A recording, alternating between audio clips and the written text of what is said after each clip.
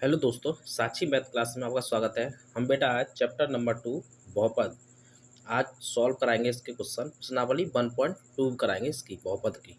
ठीक है ना। तो शुरू करने से पहले हमारे चैनल को सब्सक्राइब, वीडियो को लाइक और शेयर कर दें। ठीक है। अब हमारा जो इसमें प्रश्नावली 2.1 है उसमें ये दे रखा है आपको किताब में, NCERT की में। तो पहला ही क्वेश्चन है, तो 1.1 का पहला 2.2 का जो क्वेश्चन है पहला, वो है बेटा, किसी बहुपद px के लिए y बराबर px, क्या है y बराबर px का ग्राफ नीचे आकृति 2.10 में दिया है। प्रत्येक स्थिति में px के शून्यकों की संख्या ज्ञात कीजिए। ठीक है ना, शून्यकों की संख्या बतानी है। तो यानी जो हमारा फलन है वो किस में बेटा, x में। तो इसका मतलब है कि शून्य किस में आएंगे, x बराबर आएंगे ना। तो शून्य के x बराबर आएंगे तो ग्राफ पर भी x अक्ष पर ही मिलना चाहिए ना। तो x अक्ष पे देखेंगे भाई, देखो ये हमारी x अक्ष है, ये माइनस x अक्ष है, ये y अक्ष है, ये माइनस की y अक्ष है। ठीक है ना। तो हमारा जो x पर है ग्राफ ये वाला है रेखा, और ये किस पर काट रही है, y अक्ष पर काट रही है। x पर कहीं काट रही है, नहीं काट रही। तो इसका जो शून्य होगा वो क्या होगा बेटा, 0। क्या होगा, शून्य शून्य होंगे, कोई भी शून्य नहीं है, शून्य 0 होगा। ठीक है। इसका क्या है भाई, इसका एक्स अक्ष को ये ग्राफ जो है क्या पर काट रही है, एक बिंदु पर काट रही है। इसका मतलब क्या है, इसका शून्य कितना है, 1 है। तो उसका शून्य कितना हो जाएगा, 1। ठीक है। ये जो ग्राफ है वो क्या जगह काट रही है बेटा, 1 2 3। तो इसलिए इसके शून्य कितने हो जाएंगे, 3। ठीक है। अब ये जो ग्राफ है इसे देखेंगे, अब ये एक्स पे कितने काट रही है बेटा, 1 2। चाहे बाई पे मतलब चाहे माइनस में काटे या प्लस में काटे, वो है क्या एक्स पे मानी ना। तो ये कहते में हो गए 2 शून्य होंगे इसके। ये क्या काटिए बेटा, 1 2 3 4। तो इसका मतलब क्या है, इसके क्या शून्य होंगे, 4 शून्य। ये क्या जगह काटिए बेटा, 1 2 3। तो इसके क्या शून्य होंगे, 3 होंगे। ठीक है ना। ये पहला क्वेश्चन है 2.1 का। ठीक है ना। और यही एक ही क्वेश्चन है, और कोई क्वेश्चन इसमें है नहीं। ठीक है। तो अब अगला क्वेश्चन देखेंगे प्रश्नावली अगली में। अब पहली दूसरी प्रश्नावली की भाई 2.2 एक्सरसाइज है। तो इसमें भी पहला क्वेश्चन है, ये कह रहा है बेटा, क्वेश्चन नंबर फर्स्ट क्या कह रहा है, ये कह रहा है निम्न द्विघात बहुपदों के शून्य ज्ञात कीजिए और शून्यकों तथा गुणांकों के बीच संबंध की सत्यता की जांच कीजिए। तो ये क्वेश्चन करने से पहले हमें क्या करना है, कुछ समझना पड़ेगा भाई। जो हमारा बहुपद है, बहुपद द्विघात बहुपद क्या होता है बेटा, ax² plus bx plus c। ठीक है ना। अगर हमारे इसके शून्य क्या है भाई, शून्य क्या है, शून्य अल्फा बीटा है। क्या है, अल्फा बीटा है। तब शून्यकों का योगफल यानी अल्फा प्लस बीटा, जो अल्फा प्लस बीटा होता है वो होता है माइनस का b/a। इसे ऐसे भी लिख सकते हैं, माइनस x का गुणांक। ठीक है ना, ये गुणांक है, गुणांक बटे x² का गुणांक। ठीक है। ये क्या हो गया, योगफल। अगर ये कहेगा गुणनफल तो गुणनफल देखेंगे। तो गुणनफल होता है c/a, यानी c क्या होता है बेटा, अचर पद बटे a क्या है, x² का गुणांक। ठीक है। ये इसका सूत्र है, ये आपको याद रखना है। ठीक है।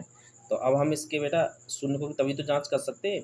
तो पहले कह रहा है बहुपदों के शून्य ज्ञात कीजिए, तो कुछ ज्ञात करना भी सीखेंगे और हल करना भी। ठीक है। तो पहला हमारा क्वेश्चन है, क्वेश्चन नंबर फर्स्ट है, ये कह रहा है x²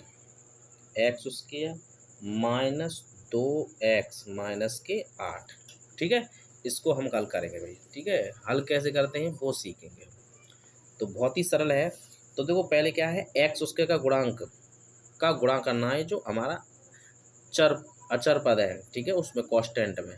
तो हमारा x² का गुणांक कितना है, 1 है, और अचर पद कितना है, 8 है। तो 8 में गुणा करेंगे 1 का तो कितना आएगा, 8 आएगा ना। ठीक है। अब हमें 8 के ऐसे गुणनखंड करने हैं कि अगर 8 का चिन्ह माइनस का है तो घटाने पर x का गुणांक मिले, अगर यहाँ प्लस का है तो जोड़ने पर एक्स का गुणांक मिले, ठीक है ना, आया समझ में। यानी एक्स उसके का गुणांक, पहले एक्स उसके के गुणांक का गुणा करना है किसमें, अचर पद में, फिर इस जो आए, जैसे मतलब 8 आ गया, जैसे यहाँ गुणांक कितना था 1, अब उसका गुणा किया तो कितना आ गया 8। अब 8 के हमें ऐसे गुणनखंड करने कि अगर इसका चिन्ह प्लस का है तो जोड़ने पर एक्स का गुणांक मिलना चाहिए यानी 2 मिलना चाहिए, और यहाँ अगर माइनस है तो घटाने पर एक्स का गुणांक यानी 2 मिलना चाहिए, ठीक है। सब में यही करना है। तो हम करेंगे भाई 8 के फैक्टर ऐसे करेंगे, घटाने पर कितना मिल जाए 2, तो देखो हम कह सकते हैं 4 गुणा 2 कितना होता है 8 होता है ना। अगर हम 4 में से 2 घटाएंगे तो क्या मिलेगा 2 मिलेगा। तो हम 2 की जगह पर क्या लिख देंगे 4 माइनस 2 लिख देंगे, ठीक है ना।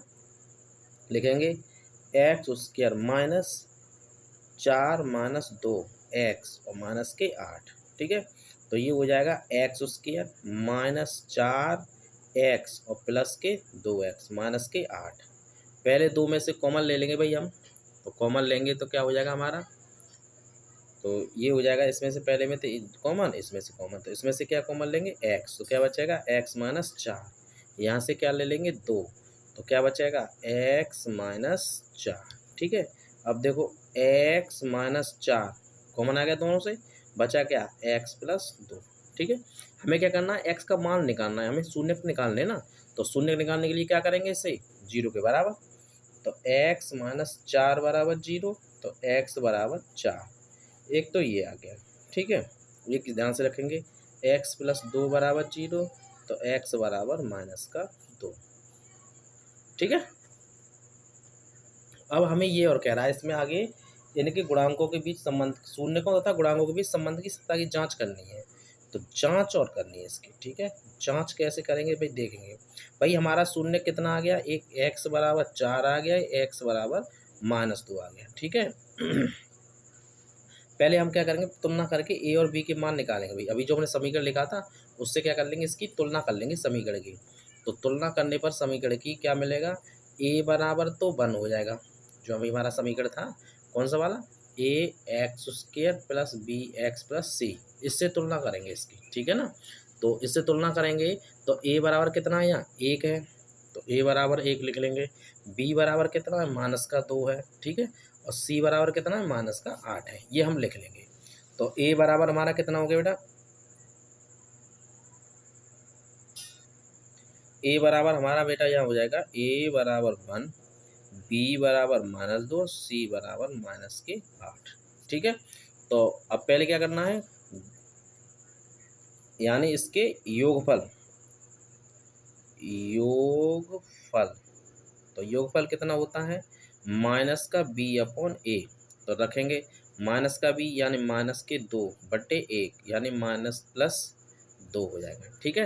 अब ये तो हो गया गुणांक से, ठीक है। अब किससे दिखाएंगे जो मैंने शून्य रखे थे, तो योगफल बताओ, योगफल तो क्या हो जाएगा, यानी 4 प्लस माइनस के 2, तो ये हो जाएगा 4 और ये प्लस माइनस माइनस के 2 यानी 2, तो ये भी दोनों सेम हो गए, योगफल तो दोनों सेम आ गया ना, योगफल तो हमारा सेम आ गया ना, ठीक है, योगफल सेम हो गया। अब हमें क्या निकालना है बेटा गुणनफल और निकालना है, तो गुणनफल निकालेंगे,